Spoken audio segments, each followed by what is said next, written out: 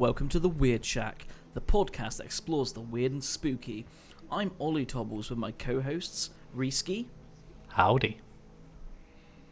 Siege. Hello. And Jordan with Stick. Hello. And today we're talking about the infamous Bigfoot. Me, Bigfoot. So yeah, when it comes down to Bigfoot, what species he could be, there are several theories. One such theory is the Gigantopithecus, which is an extinct genus of ape from the early to middle Pleistocene in Asia, which would make its appearance in America rather strange to begin with. But the Gigantopithecus is classified in a subfamily of Ponginae, which would make orangutans its closest living relatives. And as such, many of the depictions of the long extinct creatures are either large gorilla type creatures or larger orangutans. So, with what we've seen of Bigfoot, not really, making much correlation between the two, not looking like what we've seen of Bigfoot. But then there's other theories how like Bigfoot could be like a Neanderthal or Homo erectus. But again, they have to be quite, evolved from those ones. But yeah, for me, I believe Bigfoot's existence could be a new undiscovered species. But unfortunately, I don't actually believe in the existence of Bigfoot and think that either all the sightings are of bears or people in costumes. Like in the 50s, wasn't it? Like that was the first sighting of like Bigfoot and stuff, and that. From what I remember, yeah. But yeah, mainly because it'd be hard for there to be an existence such as Bigfoot to have not been seen more, and for like a species to survive, you need a decent sized population of it. Otherwise, it would have died off by now. So even if it did exist, like they'd find like skeletons. Yeah, they'd also find fossils and skeletons. But yeah, so if it did exist, it would have died off years and years and years ago now. So for me, it might have existed, not anymore, I'd say. It does seem unlikely. But, I don't know. It's one of those things because, people say about cryptids, there was a point in time where the giant squid was believed to not exist. It was believed to be a made-up creature, like a cryptid, and it wasn't until in the last 100 years or so, I think, that they literally were like, oh yeah, here's literally a dead giant squid. They do actually exist. So yeah, but with the giants, something to consider. With the giant squids, it mainly came from the stories of the Kraken and whatnot. Yeah, if only we knew someone who knew about the Kraken. If only someone had researched the Kraken instead of Bigfoot this week. Still a cryptid. Another time. Who's going next? It's you, man. Okay. Right. So y'all heard about Bigfoot. Yep. But have you heard about the skunk ape? The skunk ape, also known as the swamp cabbage man. What? The swamp ape. Okay. The stink ape, which is a good name. The Florida Bigfoot. The Louisiana Bigfoot. The Miaka ape. The swamp squatch. The Miaka skunk ape is a humanoid creature said to inhabit the U.S. states of Florida, North Carolina, and Arkansas, although reports from Florida are most common. Cousin to the well-known Bigfoot, the skunk ape is said to be around 7 feet tall with orange fur and walks with a wide stride, much like the well-known Patterson and Gimlin tape, which is the original big tape. It was filmed by two guys. Yeah, I'm talking about that in a little Patterson and Gimlin, yeah. Its other defining feature is its stench. said to be somewhere between a skunk and a wet dog. Oh, I thought it was going to be a cabbage. and a cabbage. Many have claimed to see the skunk ape, but arguably the leading professional on the skunk ape is Dave Shealy, who first saw the ape when he was only 10 and has dedicated his life to studying and proving the existence of the skunk ape. He established Skunk Ape Research Headquarters, a place where he teaches those who will listen about the skunk ape and tell his story. In the year 2000, Shealy captured the ape on video. So we'll watch that video now. Right, you see it? Yep. The skunk ape. Let's watch the skunk ape. There he is. I thought he was ginger. Yeah, you can't really tell if he's ginger or not in this video. I think there is a bit actually where he comes into the light and you can see he is kind of a browny colour. He goes into the wander in the trees. There he is. The spook. The skunk spooky ape. What I don't get is why people didn't like fucking run at him. Probably because it just rip your arm off. I'm fine with that. Yeah, it is depicted as like mostly a big ape-like creature. So, would you run into a gorilla? Yeah. It's not a battle No. of intimidation, I reckon. If I saw a gorilla or a chimp or something, I'd run the fuck away. I don't. They say the best thing to do for bears, looking at you, you just got to scream at it. Make Yeah, loads no, of but noise. if you're like, See that to Oh. a chimp, it'd see it as a challenge and rip your dick off, mate. this is. Oh, There, here you this go. is- See, you can see his Oh, yeah, colour a yeah. bit better there. Yeah. He looks kind of like an orangey brown colour there. Yeah. Oh yeah. If you look at his arms, they're quite elongated as well. I would love to, but the guy just won't stay still. You'd go closer, wouldn't you? It goes out in the open a bit more in a minute, when it sort of passes by the trees. Seems like it's like an old man out on their Sunday stroll, to be honest. A really hairy man. There he Just is. Not alert to his See, surroundings. there you go. You can see him quite clearly now. Yeah. Does he walk up So and it's- shake it's the big guy's arms. hand? He sort of breaks into a run there and starts running off. That looks very like. I don't think a monkey would jog like that. I'm not gonna lie.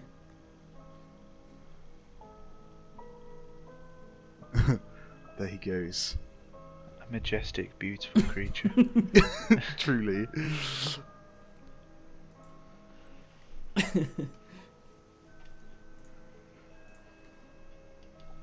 So, this video, though it could easily be faked, it's supposedly walking through over a foot of water.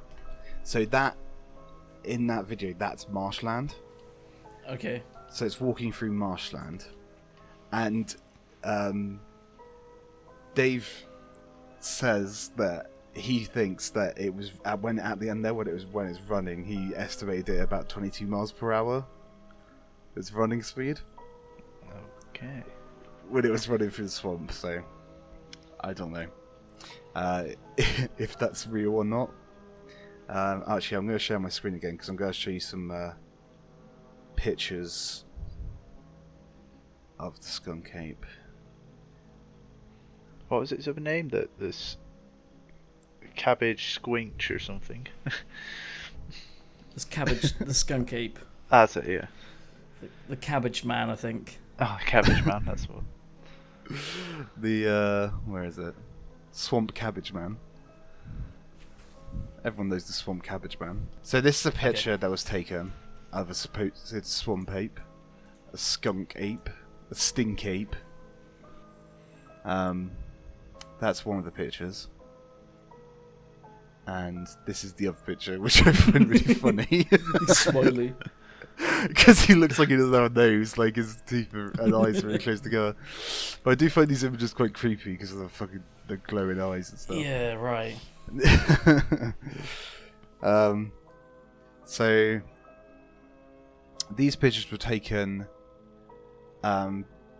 basically they were sent into a sheriff's office in like an unmarked letter, and the person who took it said they had an animal repeatedly climb onto their upper decking, and that's some of the pictures they managed to take of it when it was sort of up there.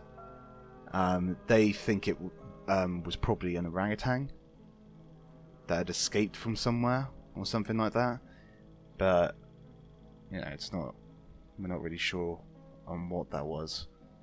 But a lot of people do believe that to be the skunk ape. Whether such a creature could live in the swamplands of Florida is certainly unlikely, because I mean, there's not, like Reese said earlier, it'd be difficult for them to sustain themselves. But there have been local legends told by natives even before the land was settled of a giant cannibal monster similar in description to the skunk ape. Also, there are a few research and breeding facilities in the area where monkeys are kept that could have escaped in the aftermath of a hurricane, because there was, you get hurricanes in that area. If a hurricane hits a facility like that, animals could potentially escape. And there's also a facility that rescues great apes like orangutans, chimpanzees, that have like been taken into the pet trade. So it could potentially be an escaped orangutan from a place like that. It's unlikely that it's an escaped monkey, because obviously monkeys aren't that big. In these testing facilities, they tend to have like macaques and baboons, stuff like that. In the breeding places, that's them like breeding them for pet trade. So it'll be like the smaller monkeys, like capuchins and things like that. I think they breed them in that area because like the temperature's quite high, so it's like a better place to keep them. But yeah, the possibility of the orangutan seems like the most likely explanation. But then obviously, it could just be someone dressed up.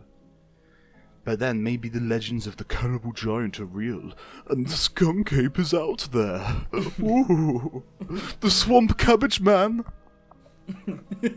Why did he get the cabbage name? I don't know, because he smells like cabbage.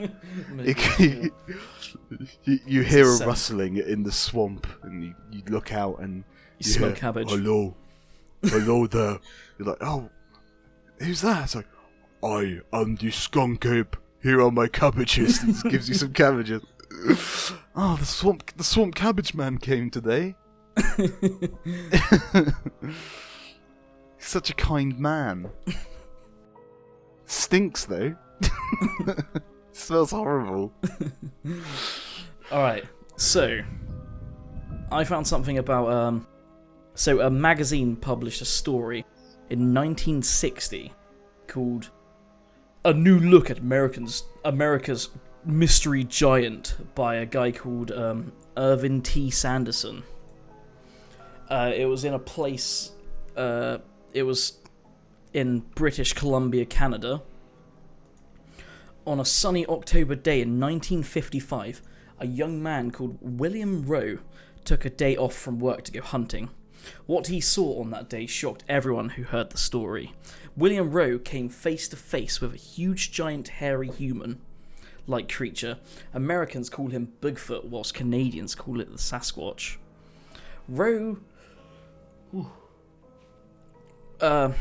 Rowe's account was so detailed and convincing that it couldn't be laughed by any cynics. Is it cynics? By the cynics that can't accept anything that they don't understand. William Rowe has made a sworn statement to authenticity before a public solicitor before letting him tell the story. So his story was, in long story short, the guy went hunting to go to a clearing that he was hunting in the past, and he killed a bear. He sat in the bush just for cover to see what was around, and he saw a bear on the other side of the opening in a hedge. He didn't want to shoot it because it was too far for him to claim it and take it out of the clearing. So he just watched it for a little while to see if it would move closer to him. So the creature got up and stepped out into the clearing, and he saw it wasn't a bear. His first impression is that it was a huge 6-foot tall man that was like 3 foot wide. It was covered in hair, like head to toe, in brown hair with like silver tips. And as it came closer to him, he saw that it had breasts. So he was like, it's female. But it wasn't like curved like a normal female frame. It had like more broad shoulders and it was like straight from shoulder to hip. And its arm was thicker than like the average male and like so much longer, reaching to its knees. So the creature started walking towards him, and it like stood about 20 feet from the guy. It squatted down and put like a load of branches and bushes in its mouth and like ripped all of the leaves off of his teeth. And he said that his body was completely covered, but like it was all just the length of 1 inch around the whole of its body. But the facial features had like no hair, so like its ears, its cheeks, its nose, its lips, and like its eyes and stuff, like it was all like balding like the like normal monkeys. But its ears were like human-like, but it had smaller eyes and it was like black like a bear's would have. But it also had like really thick shoulders and a thick short neck, unlike like a human. But the guy was like, maybe they're making a film in the area. And then the creature suddenly looked at him, catching his scent. And apparently it was like super surprised that he was there. And the guy found it funny and grinned a little bit. And then the creature backed off and just ran off. That was his whole story. So it looked at him surprised, the guy found it funny, and then the creature just freaked out and ran off. Yeah. So then it was like the Roger Patterson and Bob Gimlin. Yeah. The two guys went down to Bluff Creek. It's northwest of Orleans, California. They went with a camcorder, and they found a female Bigfoot, which they named Patty. And they later posted it and named it the Patterson-Gimlin film 1967. Yeah. So, Patterson said he became interested in Bigfoot after he read that story that I just told you about, the published from Ivan T. Sanderson. And then he published his own book called Worldwide Surveys of Accounts of Bigfoot type creatures. And in the book he had tracks of Bigfoot in the Bluff Creek area. So that's why he went there. So in 1962 he visited Bluff Creek. He talked with a load of Bigfoot believers and stuff.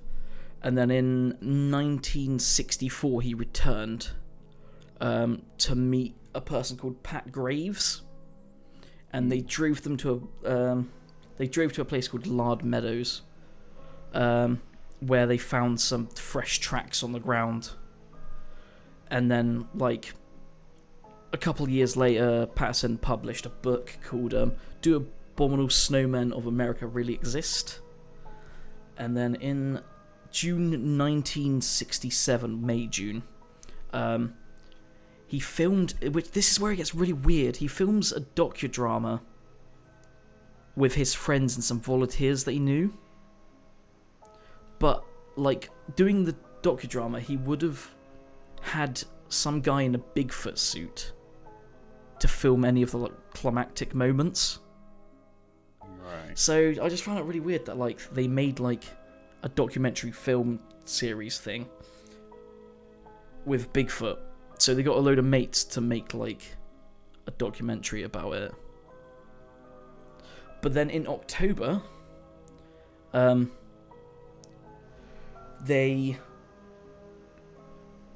Patterson and his friend, Gimlin, set out for the Six Rivers National Forest in far northern California. They drove out in Gimlin's truck. They chose that area because there was reports of the creature in the past, and there's been enormous footprints there since 1958. In the early afternoon of Friday, October 20th, 1967, Patterson and Gimlin were riding in like the northeast version of the stream on horseback, and they went to the east of bank of Bluff Creek. At some point between 1:15 and 1:40 p.m., they came to an overturned tree with large root systems, like, just everywhere. It was like, apparently it was like as high as a room. As they passed the tree, they saw a creature across the river, which was 6'6". So they just randomly like whipped out their camera, and that's where the video I have. I found the OG. This is like the HD version that people have like stilled into the image. Yeah. So it shows like, because the original one was like super panny, it was like a really worse version of your one. Yeah. Like they've done like different frames and stuff like that for it. Yeah, they've stabilized it basically. Yeah, and then they've zoomed in and they've made it more HD and stuff like that. Yeah. But like in like the zoomed in versions, you can like see like the muscles and like bone movements. Yeah. Which is weird because a guy in a suit you wouldn't really see like a shoulder blade or the backbone move so much. Yeah. I have heard people analysing this before, and like you said, because you can like, yeah, it's like a very intricate outfit if it is an outfit. And it would be very difficult to come like upon such an outfit like that with such ease, you know. Yeah. And it does seem strange, the movements. Yeah. So yeah, that's all we got.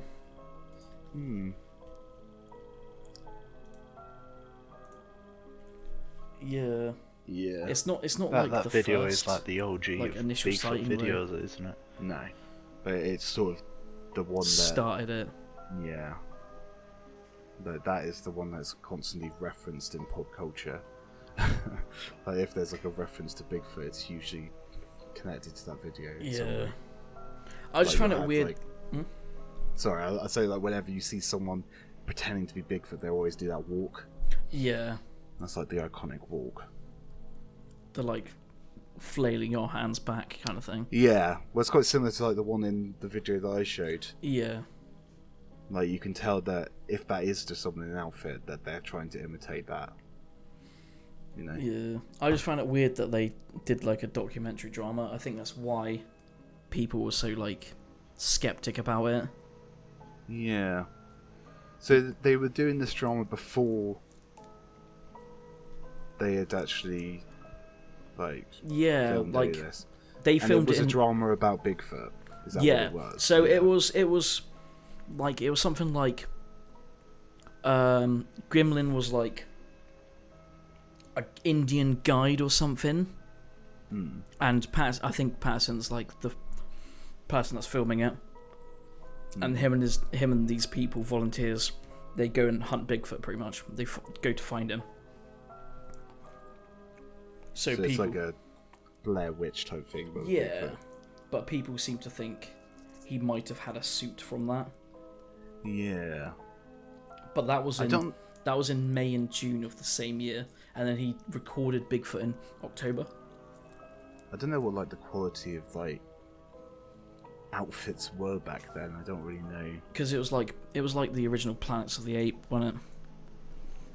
Because it was like, because there's a scene in the original Planets of the Apes that like the bathing, two of them are bathing, and it's like the proper black suit, and it looks kind of similar to that. Right. That's interesting. But it's how would the guys get their hands on a movie suit? They're not far from California, right? So that'd be like Hollywood is probably the place to go if you want to try and get a decent costume. Yeah. But it must have been loads back then. Because they're not going to just be like in shops and stuff. No. Unless they were minted for some reason. or they knew a guy who let them borrow it. But it depends, because Sanderson... Oh no, Sanderson's a different bloke. Patterson, no, I'm talking about Sanderson. The guy that, like, piqued his interest about the Yeti. That saw the one and smiled at it. Yeah, I got scared. He smiled at it because he saw its breasts. Yeah. Oh no, Patterson did publish a book in 1966.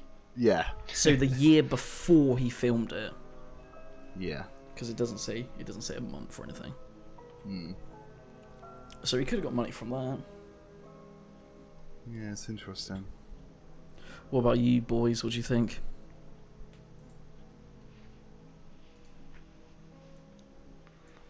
I reckon it's a hoax, but a part of me believes more that these sort of cryptid things do exist more than ghosts and things like that, because we've had such similar creatures in the past exist, like the Gigantopithecus and that.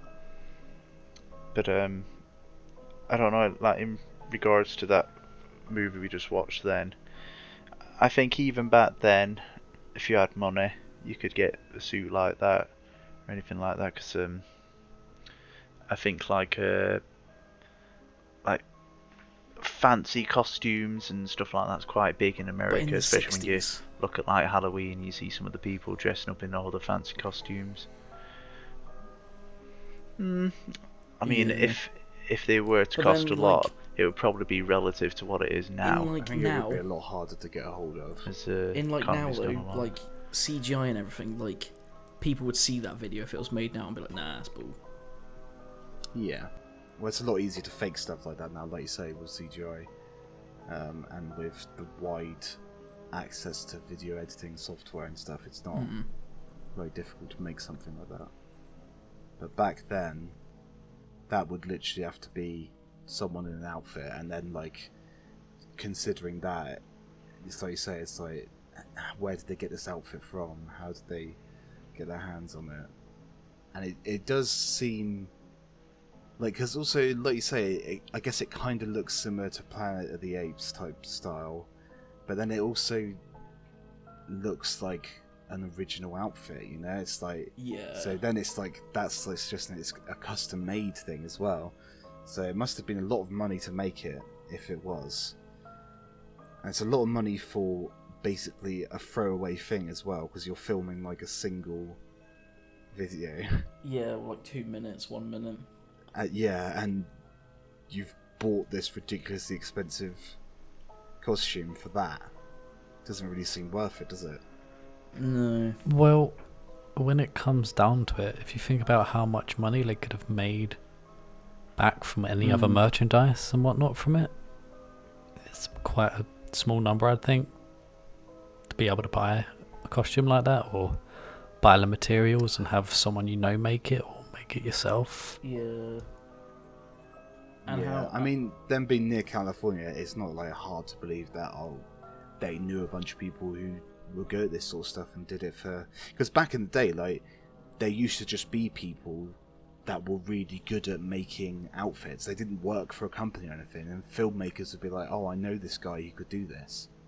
Like, there was just a lot of people doing that sort of stuff in their garage and stuff. You know, it's not until like more recent times where you actually have like dedicated companies to doing these different things, like it was, like it is nowadays. Yeah. Plus, people would be like, "Oh, this story's cool with Bigfoot. I'm going to be absolutely obsessed with it. That's like, I'll buy a costume and we'll make this, and I'll get publicity from it." Yeah, like I guess it could work as like a publicity stunt. It's like, especially if you've got a mockumentary thing about Bigfoot being released and a book, like doing something like that could work in your favour to pique interest in it. Yeah. So yeah, it could have just been somewhat. It could have just been that they were taking advantage of the like obsession with it, you know, Mm. like the fact that it's just becoming a thing.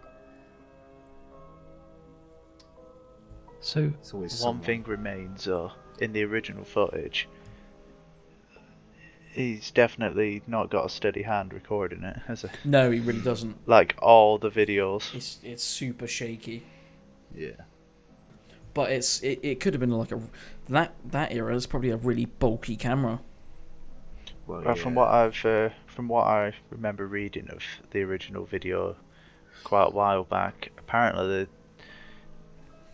the two blokes the one bloke that filmed it, he was out with his mate, I guess, on horseback. Yeah, they both were. And I believe one of the horses reared and ran off.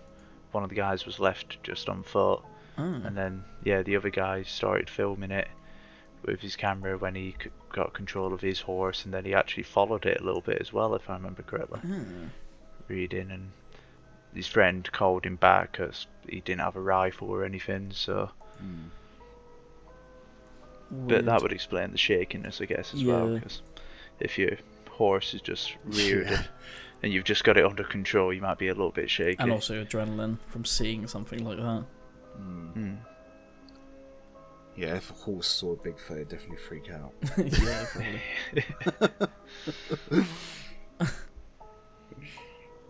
probably. I wish that we had like personal stories about Bigfoot to tell. I mean, my brother's got big feet, but yeah. Yeah, same. no big foot. I see my own footprints sometimes. I'm like, shit, what's happened? What's been in here? Yeah, no, it's weird. It's weird. It's definitely a weird one. Yeah, but I do like the idea of it, of there being a Bigfoot. But I reckon there probably could be one. Or as Reece said, it might have died out by now. yeah, I think like the most likely thing is that it's like an escaped ape or something that was living in the wild for a while, and people saw it, or like Reece said, bears. Like a lot of them seem to be attributed to bears. Yeah. Because when bears walk on their hind legs, which they can do for like a prolonged amount of time, they can just walk around their hind legs. People could see that, and if they're not familiar with the fact that bears can do that, then they could see that as a Bigfoot quite easily. Yeah. I think because it's also another thing that's like nowadays everyone has a phone that can record HD footage. Yeah. You know, if there's a Bigfoot out there, someone's probably like, as soon as they see it, their first reaction is going to be to get their phone out, and it's not going to take them that long to get their phone out and record. You know, it's easy to do. But it's like saying, like, is someone going to automatically be like, nope, that's not real, just because we have the skills now to do it? But also, it's like, you know, I guess people, because the knowledge of that sort of like special effects stuff is so widely known now, it's also easier to tell when it's fake. Like if you see like something that's like CGI, a lot of time you can tell that it's fake, unless it's really well done, and then a lot of the stuff that's really well done takes a lot of money to do. But yeah, I think like looking at some, when I was like doing a bit of research into this, I remember seeing videos, and a lot of them were like trail cams of supposed Bigfoots, because that's a big thing, obviously, just setting these trail cams down out in the forest to like observe the nature in the area, and you know they're activated by motion, so if something walks by it starts filming. And there are some trail cam footage videos of different supposed Bigfoots as well, so Yeah, I've seen a couple myself. Yeah, but aren't all like the trail cam ones of like personal ones and none of like the government-ish ones? So yeah. Because obviously like the governments would have their own ones out there for like you know what I mean, conservation efforts and whatnot in that forest or what and that. So yeah, surely there'd be some of theirs which would have picked it up as well, not just these hunters and other people's ones. Yeah, you think so? Especially like the world we're living in now. So because of how nature is and the effect that we've had on nature, we are trying to take precautions into observing it more and taking care of it better. So there are a lot of people that are just literally their job is they go out into the forest and they try and observe things, and they take records of stuff they see. So there are a lot more people doing that now than there would have been, you know, back when these videos were being filmed, you know. When we started to realise the effect we were having on the planet, we started giving a bit more of a giving a bit more of a fuck about the forests, and we'd actually go out and observe things. So you'd think with all the people doing that there'd be a lot more encounters with these creatures compared to how there would have been back in the day when these films were being taken. So you'd think there'd be a lot more sightings based on that. But I don't know. I think like, what would you do if you were walking through the forest and you encountered a Bigfoot? Like, what would you think? Charge it screaming.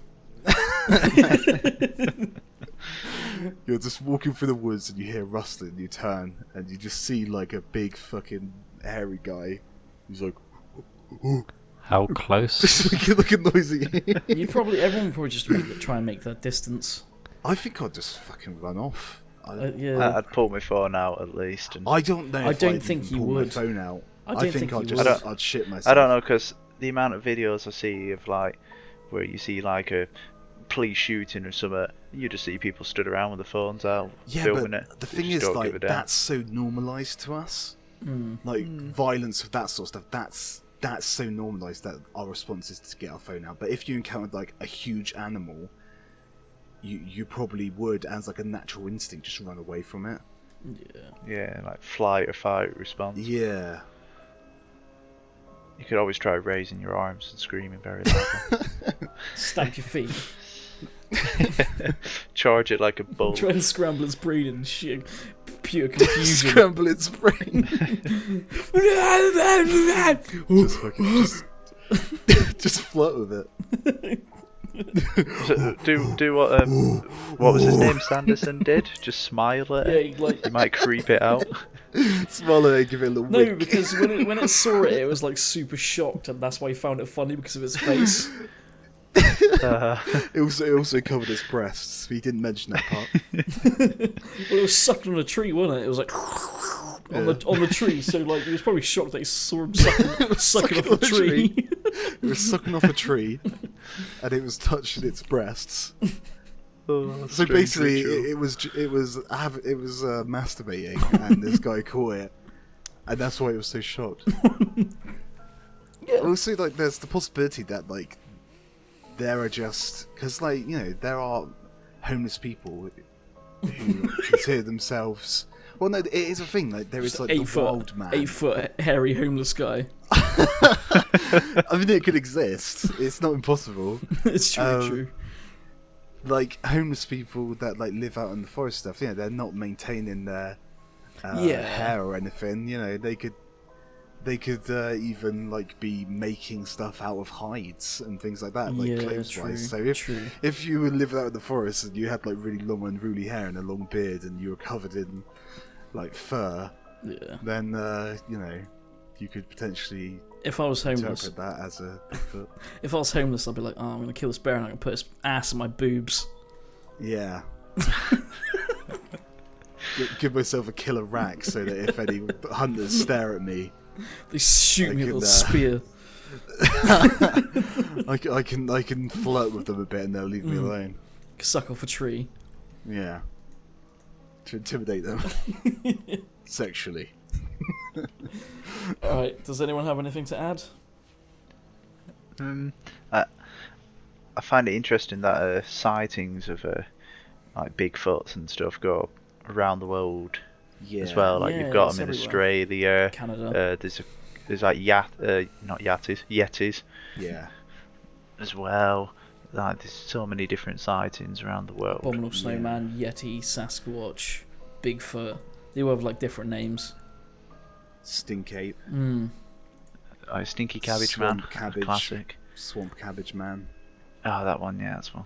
Yeah, I think there is. I think I remember reading where someone said that there is this thing with the human race where, because we're on top of the food chain, there's constantly this idea with us. It's kind of similar with the aliens concept that we talked about before, where we want there to be something else. We want there to be something out there that we don't know about. That's on a similar level of intelligence to us. You know, we want there to be like an equal. So that's why we think of things like aliens, or we think of things of like these intelligent apes that are like reclusive and hide out in remote areas, because we want to believe in something like that. It's just like an inherent thing in the human psyche where like we want to believe that there's something out there we can call us like as an equal. Yeah. That makes sense. Yeah. Yeah. So on that level, it makes sense that like, because also another thing I read about is that people with mental health issues, things like ADHD, depression, stuff like that, they are more likely to report these sort of sightings. Things like ghost sightings, Bigfoot sightings, any sort of supernatural sighting. A lot of the times, the people that have supposedly seen these things do have a sort of mental health issue associated with it. So people have theorized that it's more likely that you'll encounter something like this if you have that sort of issue. So people think that it's like a delusional, like, what's the word I'm thinking of? When you like imagine something, a hallucination. It's like a hallucination brought on by mental health issues and the situation you're in, you know. But I can understand that, because like when you're out in the woods alone and you hear something and you don't necessarily know what it is, you know, you don't know what the noise is, you can attribute your mind starts racing to all sorts of places, you know. I've definitely had it myself where I've, like, because back where I used to live, with all the woods there, I'd be walking through the woods, and then you'd hear like another person walking in the woods not that far off, and it wouldn't sound like an animal or anything, obviously, because it's a person, and your mind starts like jumping to weird conclusions, and just like completely ignores the most reasonable explanation. So I don't know. Because I've watched videos before where like people do like guided tours around like certain forests, and they'll be like, we'll bang on this tree in this area and this area, and then there'll like be bangs back. They'll hear like knocking, like clashing of two sticks. Yeah. But that could be just the guided group with like guys like a mile away just banging trees because they heard it. Yeah. Most likely. Yeah. But, you know, I understand the fascination for Bigfoot. I don't think we really have a Bigfoot in the UK, like a Bigfoot idea, do we? No, I don't think so. Not that I've heard of.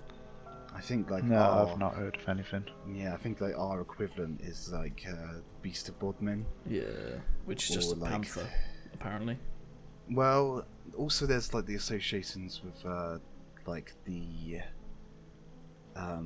black dog imagery. Yeah, they're like the hellhounds, aren't they? Yeah, it's like the thing that they reference it in Harry Potter. I can't remember what they're called now. They have like a name. Baskerville, isn't it? Baskerville Hounds? Oh, the Hound of Baskerville. Hounds of the Baskerville. That's the Sherlock Holmes thing. Mm. But yeah, that is a similar idea. That's a similar story of like large dogs, and they tend to be like associated with like being a bad omen. So if you see one, you know, it's supposed to bring bad luck. But people also think that that's part of the Beast of Bodmin because of like the association with, because usually when they see the Beast of Bodmin, it's like a black cat usually quite far away. They found like really fucked up sheep, haven't they, on the moors? Yeah, well, I think it's one of those things where there was a point in the history of the UK where it wasn't that difficult to get a hold of a big cat and have it as a pet if you had the money. And a lot of people went when the laws changed, it's like, oh yeah, you can't keep these animals anymore. Instead of they just released them into the wild. So then there was a period in time where potentially there were big cats in the wild in that area, that were like killing off the sheep of the local farmers or whatever. So it makes sense in that way. I've also heard people say that there's this weird phenomenon where you can see a cat that's not actually as far away as you think it is, and you can think it's further away than it is and think that it's much bigger than it is. Yeah. So you could see a black cat in like the field, like that's far away, but it's not as far away as you think it is. Yeah. So you think it's a lot bigger based on the distance. But yeah, that's another thing to do about that. Maybe we'll do an episode about the Beast of Bodmin sometime. Yeah. Yeah, that'd be interesting. Alright. Does anyone want to add anything to it? One thing I've got to ask is, when it comes to Bigfoot, do you reckon it is just like a big ape, or do you think it is more supernatural and has, I don't know, spooky type of powers and whatnot? I just think it's a big ape, just a bigger ape. That's more. I don't know. It's interesting. It's interesting because a lot of the like local folklore seem to always give it another, like a supernatural feature to it. You know, like with the skunk ape, the locals used to have this story of this giant cannibal that was like this sort of local legend. So it's interesting that there is sort of like this supernatural element associated with it as well. So, you know, potentially there is some sort of maybe they're like protectors of the land and they are supernatural in nature, and they don't they can, you know, appear and disappear at will. You know, maybe they're like able to shapeshift into different things. I don't know. It's an interesting idea. Like a protector of the Kind of like, forest and blend in with the trees and whatnot sort of thing. Yeah, it's sort of like the idea of like the old like druid ideas as well. Like a lot of the old idea of the druids are like wild people that they live out in the woods and they live off the land, and they have like these associations with it being one with nature. Maybe that is an extension of it. Like the same as your like homeless person. It might be a person Yeah. that decided to just go out there. Exactly. Well, a lot of people do have that because a lot of people, they don't fit into modern society, and Yeah. they're like, well, I'm just going to go and live in the woods, because a lot of them were brought up in the woods. Like they, you know, their parents had jobs that related to it, or they lived near a woodland, and they sort of learned to hunt. Especially in America, there's a lot of people like that who literally just live off the land. I think Dave Sheely, the one that I mentioned about the skunk ape, that's how he was brought up. He was brought up and taught how to live off the land, and that's basically what he does today. Literally, there's an interview, and in the interview, he'd literally, the night before, he'd gone out and he was catching frogs. Like, that's what he was doing for food. He was catching frogs. So he had a big bucket of frogs, and he was there just skinning the frogs and cooking them, because that's what he did. Like, that was just a normal thing for him. Yeah. And that's what a lot of these people are like. So, you know, if you're one of those people, and I don't know, there's also various different conditions that people have, where you grow hair on your body in places that you don't usually grow hair. So maybe they're like a social outcast, they live off the land. You know, a lot of these people that live in very rural areas, especially in America because it's so big, God knows what you could get away with. Like, you could have had a kid and like, oh, they're all hairy and weird, I don't want that, and just left it, you know, just abandoned it in the wild. And maybe they grew up and they found their own way out there, you know. There's stories of like kids being brought up by wolves, and things like that, and there's actually quite a lot of like real evidence to support those things, of like these children who have been abandoned and raised in the wild by wolves supposedly.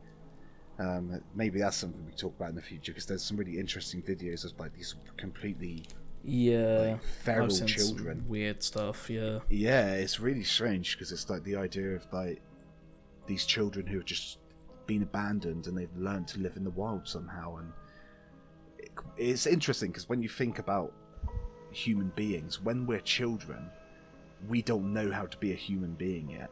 We have very like instinctual actions, you know, like that's why kids fight all the time. They get upset, and like if you leave kids alone, they just fight each other, and one of them will come crying. You know, it's like it's very instinctual, natural behavior to be that way, to be like selfish, to be like just looking out for yourself and survival idea, you know. So it's like it's not impossible to think that a child out in the wild who has these instincts still very thoroughly in their mind could survive.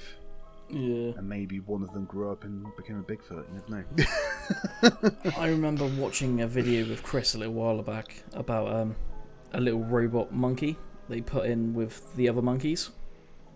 I think they were gorillas, but Yeah, they were. Yeah. yeah, the little Heaps. robot monkey was like just videoing them, and like the alpha gorilla was like banging his chest, checking him out and stuff, and like he was like, yeah, he's fine, he's not going to attack anyone, because it was just a little random gorilla that they thought joined Was them. it like a baby? Yeah. They made like a robotic baby Yeah. gorilla. Right. And then like the dad was like banging his chest, checking him out. He's like, no one can pass this line, you can't go past me yet until I've checked him out. And he was like, yeah, you can go past, you can play with them. So all the little ones came in, they started banging their chests, and it was like, let's play fight, and like they knocked it over Yeah. and stuff. Yeah. But it's just weird, like how like it's like the alpha's like banging his chest to show that he's boss, but the kids Yeah. do it to show that they want to play. Yeah.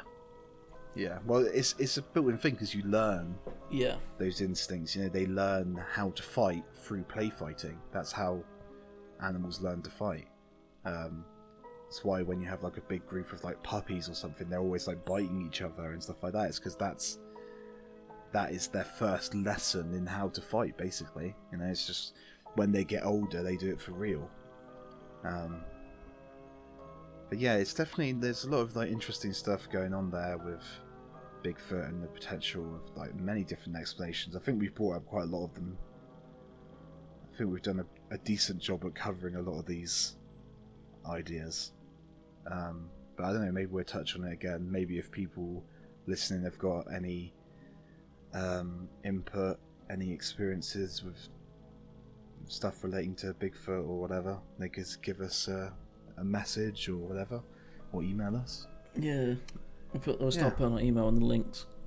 Yeah, because the only reason I say about email is because obviously some people might not want to comment their stories because they might be quite personal, but they maybe want to share them. And if you do want to do something like that and you don't want us to disclose certain information, that's fine, you know. Even just reading a lot of them would be interesting for me personally than necessarily doing a podcast about it. We could just, you know, touch on some ideas from it. Yeah. Alright, so I think we'll call it here. Anyone want to add to anything? Nah, there's nothing else for me to come out with. Chris, bit of a long stretch here, but you haven't got any information about the Kraken, have you, mate? No. Just... another time. Maybe for another story. So we all planned this out. We were like, right, episode 3 it's going to be Bigfoot. Let's do Bigfoot. Nope. Chris was like, I'll do the Kraken. I'm a very stubborn guy. He was like, he messaged. That's one word for it, Chris.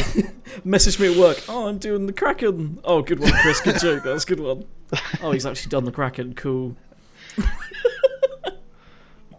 Well, you've got your work done for when we do the Kraken episode, whenever that'll be. Yeah, whenever that'll be. There isn't too much on it, so yeah. I think there's plenty of So lore next behind the Kraken. episode, Kraken. Yeah.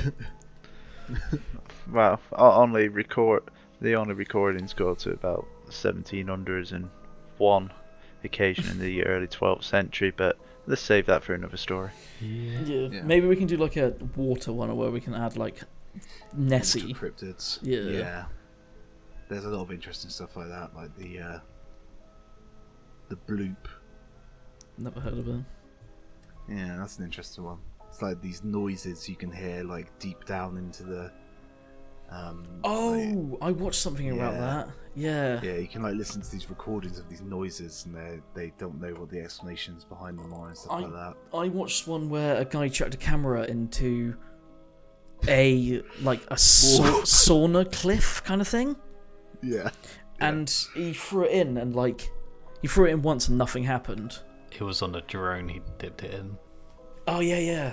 Oh, was it you that dipped it sent in. me that? I've seen it as well. Yeah, He dips dips it in in the and it's first like- time. Nothing. No sound. Dips it in the second. And it just sounds like constant like screaming. Yeah, Or, like, it's someone going like, "Get out!" It's really weird. It's called like the Devil's Bath or something. Yeah. Yeah, I've Something seen like that that. video. Yeah. It's pretty spooky. There's a similar one where these miners, like digging like deep into the earth, they started hearing these weird like screaming noises. and Yeah. They called it like literally the sounds of hell, and there is a recording that you can listen to, and it's really, really creepy. Yeah. Maybe we should do an episode called Weird Noises. Yeah. We do like exorcisms and stuff. That'd be quite cool. Anyway, Yeah. I think we'll I'll call it here. yeah. Yeah.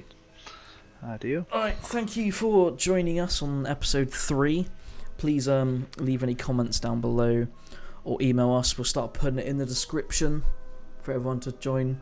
Whoever wants to put their emails in, or we can have a group email. Yeah, we'll put the channel email in. Yeah. Alright, thank you for joining us, guys.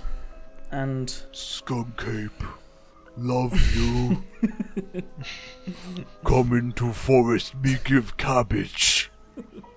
I don't eat cabbage. I eat babies. Cabbage. Baby cabbage. I don't eat baby cabbage. Alright, thank you for joining, guys. We'll see you on the next one. Bye bye. Cheers, guys. Bye.